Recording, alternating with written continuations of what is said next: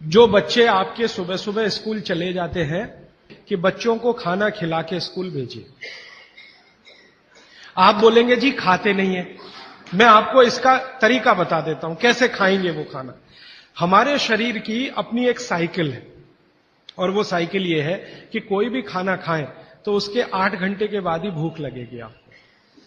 तो एक रात पहले का खाना उनको उस समय खिला दीजिए कि सुबह तक 8 घंटे पूरे हो जाए। माने अगले दिन शाम को ही खाना खिला दीजिए, रात को मत खिलाइए। शाम को 6 बजे तक अगर आपने खाना खिला दिया 6 बजे तक, तो 8-9 बजे तक सोने की नींद उनको आई जाएगी, क्योंकि 1.5 घंटे के बाद जैसे ही खाना पच के रस में बदलता है, बॉडी का ब्लड प्रेशर अपने आप बढ़ना शुरू कर देता है, और ब्लड प्रेशर बढ़े तो नींद आनी ही है, रुक नहीं पाएंगे आप। तो शाम का खाना 6 बजे उनको खिला दीजिए, 8 बजे तक नींद आ जाएगी, और 6 बजे से 8 घंटा गिनेंगे तो सवेरे 4-5 बजे तक वो पूरा हो जाएगा। तो 4-5 बजे के आसपास जब वो सोकर उठेंगे तो इतनी तेज भूख लगी होगी कि आप रोटी दाल चावल खिला दो वो खा के चले जाएंगे। आपको थोड़ा बदल ये करना है कि रात को हम बच्चों को 10 बजे खाना खिला रहे हैं या 11 बजे खिला रहे हैं, उसके 2 घंटे के बाद रस बन रहा है तो 1 बज जाएगा। 3-4 बजे तक आधा खाना पचा आधा नहीं पचा, सवेरे उठने पर भूख लगेगी कैसे।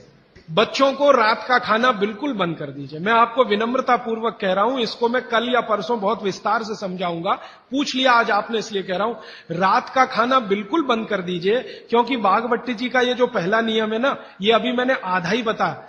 सूर्य का प्रकाश और पवन का स्पर्श हर समय वो कहते हैं खाते समय पीते समय रहना ही चाहिए।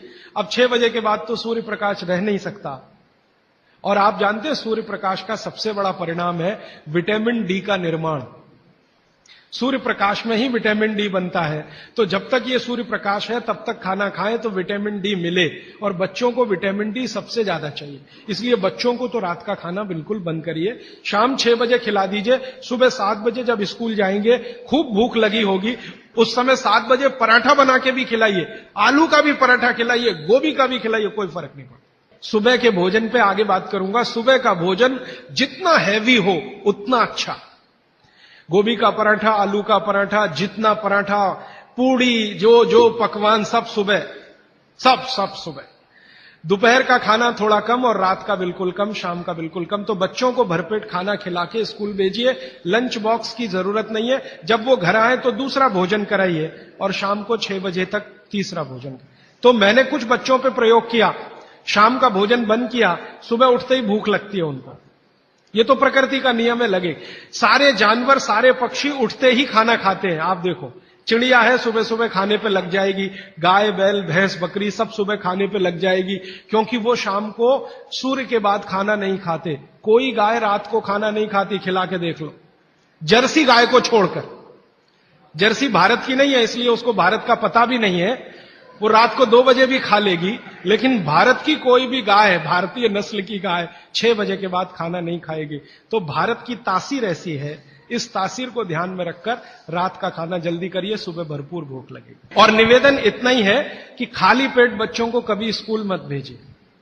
खाली पेट तो कभी मत भेजिए। आपने कह दिया जी दूध पी के गया, दूध पी के गया माने एक तरह से खाली पेट, सॉलिड कुछ नहीं है। सॉलिड सुबह सुबह शरीर में जाना बहुत ही आवश्यक है, अगर भविष्य में आप उसको एसिडिटी, अल्सर, पेप्टिक अल्सर से बचाना चाहते हैं।